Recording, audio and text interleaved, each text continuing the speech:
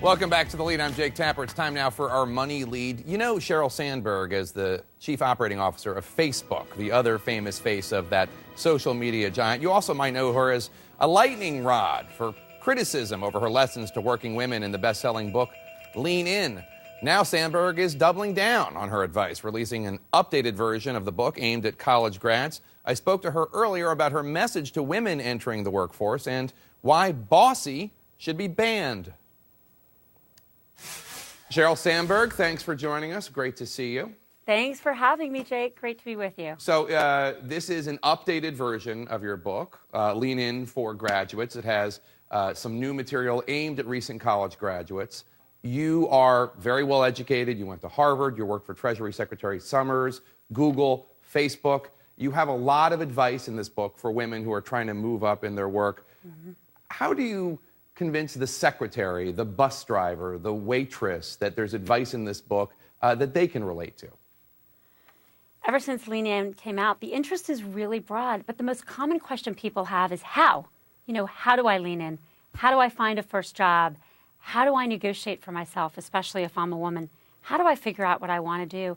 And this new book tries to answer those questions with very specific advice. And it's advice that's applicable no matter where you are, no matter what type of job you're going for. I know you wrote this because you wanted to help other women, have them learn from your experiences.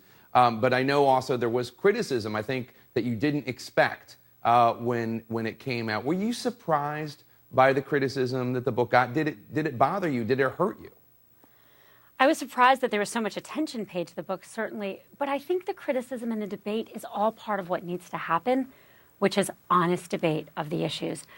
I'm worried about complacency. I'm worried that we don't have high enough standards and a high enough bar for what should happen to women.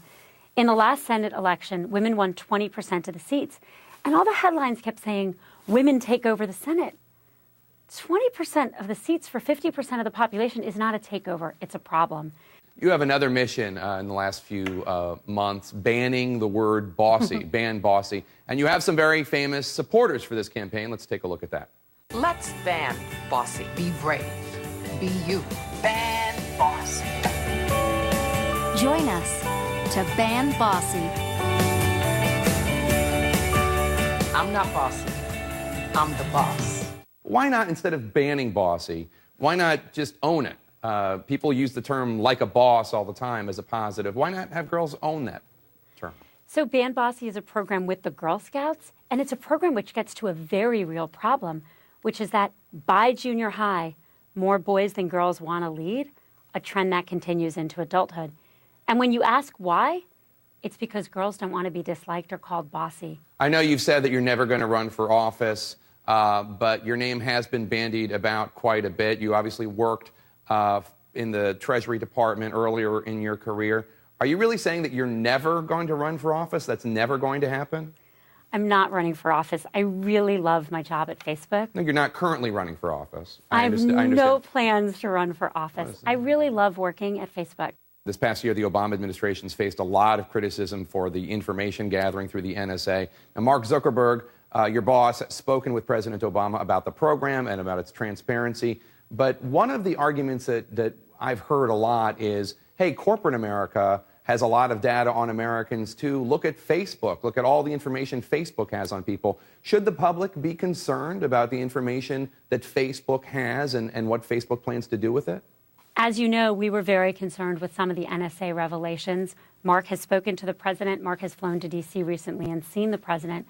We believe every user of our service and any other technology service has the right to have their privacy, has a right to have control of their data, and has a right to the security of that data, whether it be from our government or any other. And we are asking the U.S. government to do more to make sure Americans know that they stand behind that promise. The book is Lean In for Graduates. The author, Sheryl Sandberg. Thanks so much for your time. Thank you for having me, Jake. Coming up next, the president paying tribute to a man who he calls both charming and ruthless, one who passed a law that helped him become the first African-American president. So why was today one of the first times President Obama has ever embraced Lyndon Johnson?